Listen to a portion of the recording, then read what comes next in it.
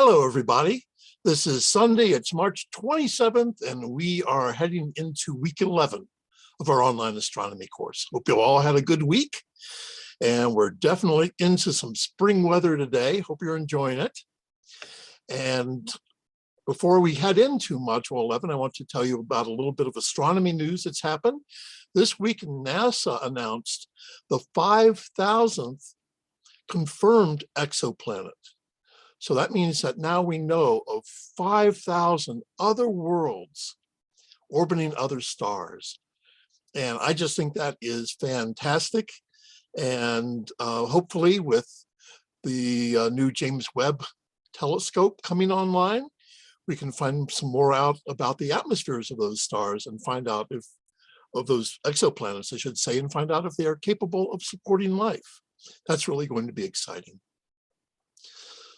Also exciting is Module 11. The topics in Module 11, I think, are some of the most interesting in all of astronomy, because in Module 11, we're going to be learning about stellar evolution. The evolution of a single star, how it ages and how it dies. Now, evolution is a word that is used differently in biology. In biology, evolution means how different species come about, how from generation to generation, that certain adaptations are made, favorable adaptations are met, those that aren't favorable fall by the wayside. And so there's from generation to generation, there are changes that occur in a species of animal or plant. In astronomy, stellar evolution means the changes that occur to a single star as it ages. So you could think of your own aging process as being your own personal evolution in an astronomical sense. We're going to learn how stars, what happens to them as they age. Well, you know that stars are powered by nuclear fusion. In the centers of the stars, they're changing less massive elements into more massive elements through the fusion process. They start out, all stars start out by changing hydrogen into helium. Then if a star is massive enough, it will change helium into carbon and oxygen, and it will continue on. If stars are massive enough, they can burn, and I put burn in air quotes because it's not chemical burning, this is nuclear fusion going on. But stars can burn more and more massive elements all the way up to iron. But iron is the dead end in the fusion change because you cannot get energy out. You can't release energy by fusing two iron nuclei together. It takes energy. They would have to absorb energy to do that. So along the way, the star's structure changes. We'll see how stars, as they begin to generate more and more energy, what happens is that they become brighter and brighter. That increased energy input causes them to swell up and expand. That expansion cools off their outer layers, so they become more red. And so stars become red giants. And that's where the red giants and red supergiants in the Hertzsprung-Russell diagram come from. And then finally, I'll talk in a few minutes about the final death throes of a star and where white dwarfs and neutron stars and black holes come from. But on the way, as stars are evolving, as they are changing their structure, as they're burning heavier and heavier elements, they go through a phase where they can pulsate. It's as though the entire star was breathing. Its surface moves in and out. And as it does so, its brightness changes. It becomes brighter and then dimmer and brighter and dimmer, very rhythmically, with a certain period, a certain time between one maximum brightness here and another maximum brightness there. Now, This may seem like, well, it's an interesting oddity, but it's not really very important to astronomy.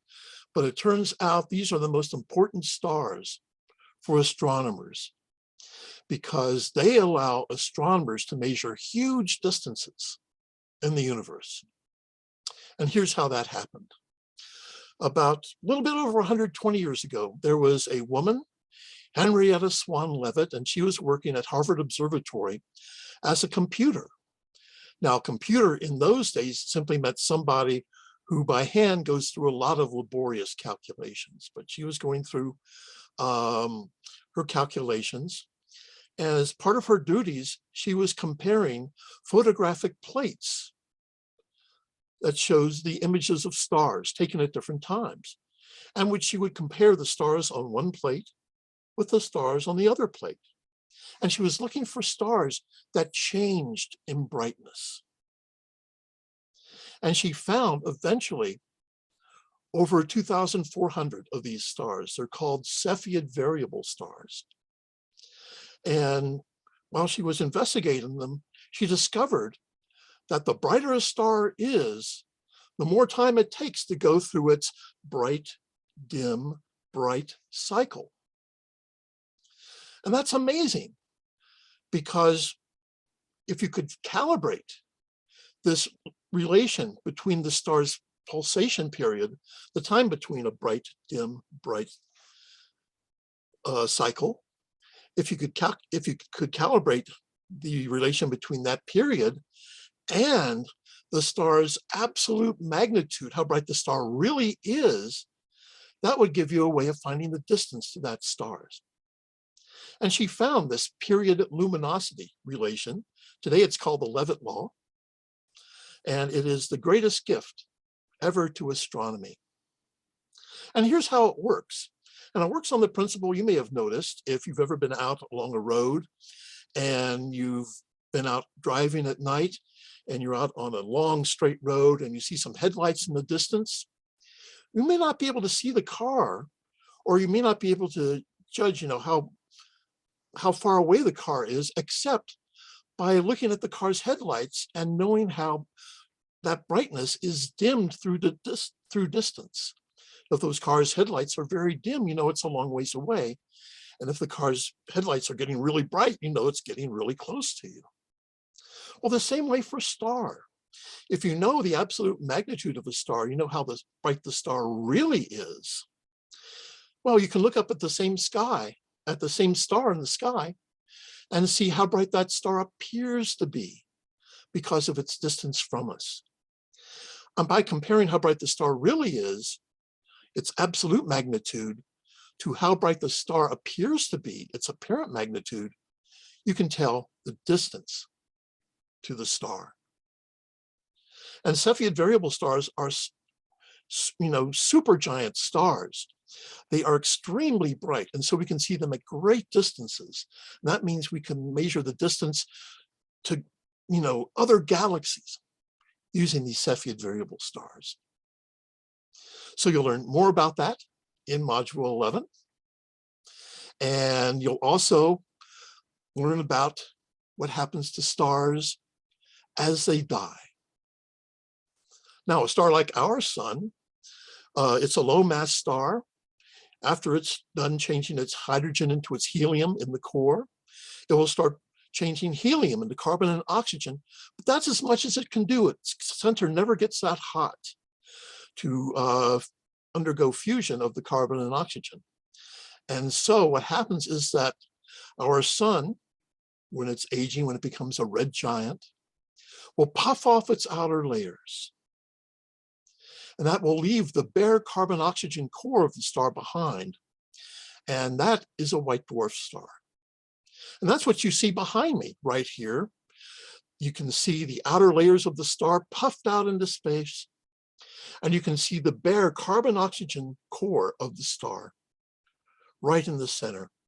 And that's a white dwarf star. That's what our sun will end up as. Now, this nebula of gas that the star puffs out, when early astronomers saw that, they thought, well, that looks sort of like a planet. So they called it a planetary nebula. It has nothing to do with planets. But That is how our sun will end its life, as a planetary nebula with a white dwarf star at the center. And you'll also find out a little bit more about white dwarfs, how as they cool, this carbon-oxygen core will crystallize. And you know what happens to carbon when it crystallizes? It becomes diamond. And so our sun will be a huge ball of diamond, ultimately, floating in space. Where will Earth be when this happens? Well, remember that the sun is going to swell up, become a red giant, and it's slowly going to swallow the orbit of Mercury. Its surface will swallow the orbit of Venus, and it will come all the way out to Earth's orbit. Earth's oceans will have evaporated. The surface will be so hot you could melt lead on the surface. And so Earth will be pretty much a lifeless ball. And ultimately, it will still be orbiting that white dwarf star. But that's, you know, billions and billions of years in the future, so don't worry about it now. What happens to more massive stars? Well, more massive stars can continue burning heavier and heavier elements. But eventually, that fusion is going to come to an end when you reach an iron core. No more fusion is possible. That means there's no energy being created at the center of the star. There's no more pressure support to hold up the star, and the whole star collapses. And what happens is that all of the nuclei in the center of that star sort of undo themselves and just become neutrons.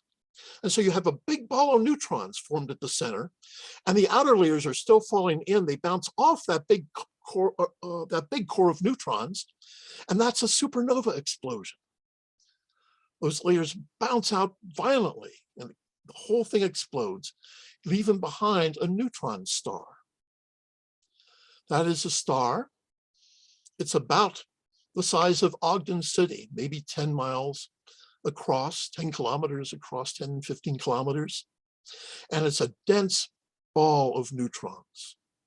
Its gravity is so fierce that if you were to, let's say, drop this pen on the surface of a neutron star, just 1 meter above the surface, it would hit the surface going 1,000,000 miles an hour.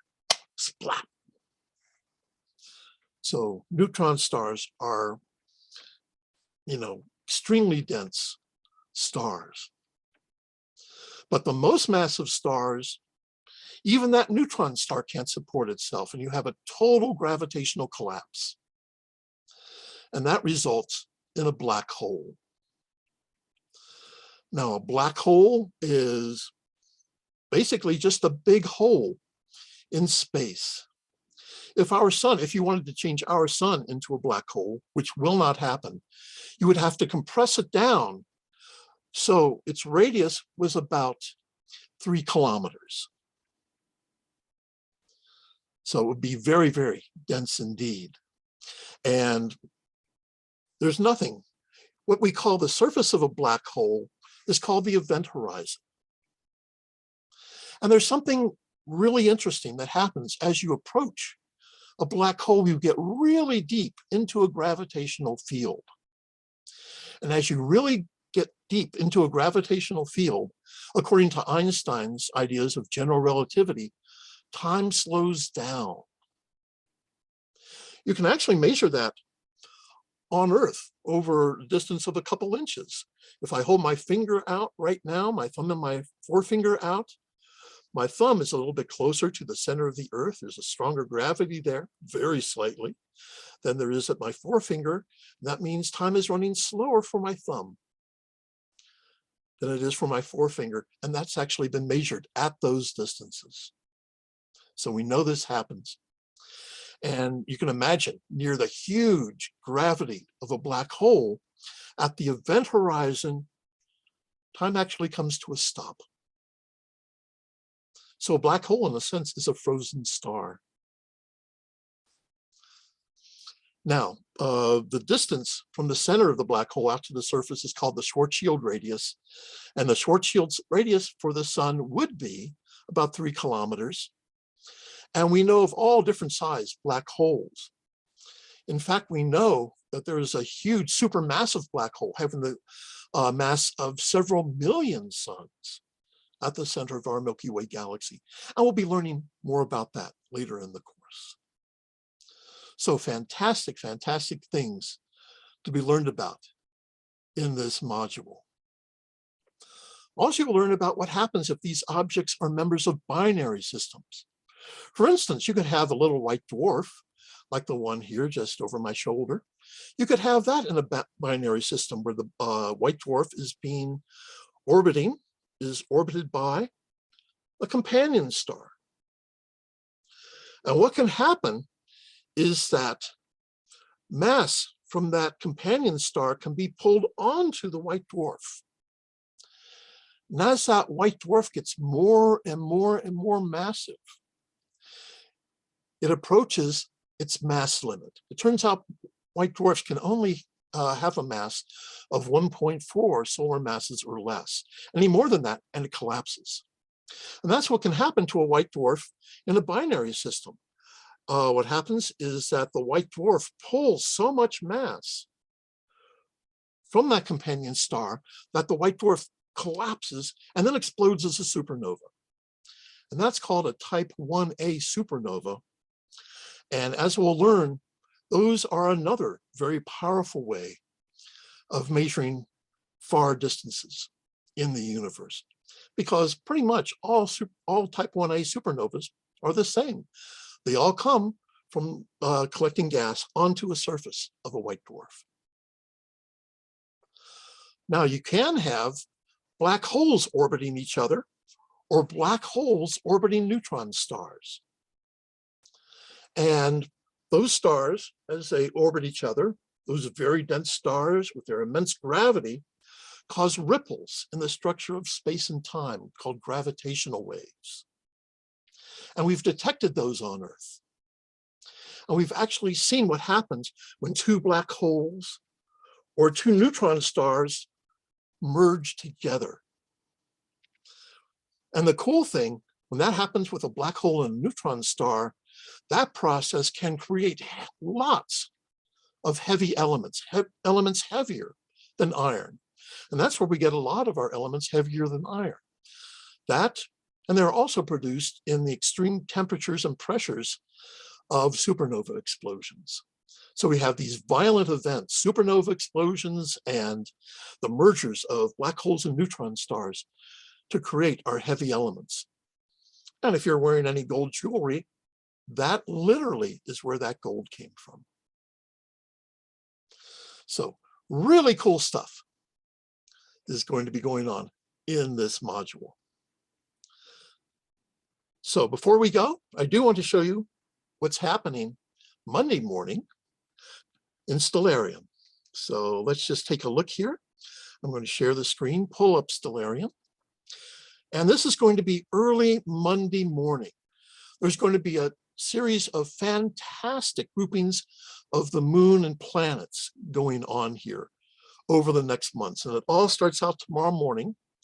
Now you have to get fairly early. This is on March 28th, Monday morning, around 6:30 in the morning. So you may be watching this too late to have seen it, but there's lots of others of these coming in the coming weeks, and I'll be telling you about them. I've also posted something on your module to tell you about these. It's just under the announcement of this video.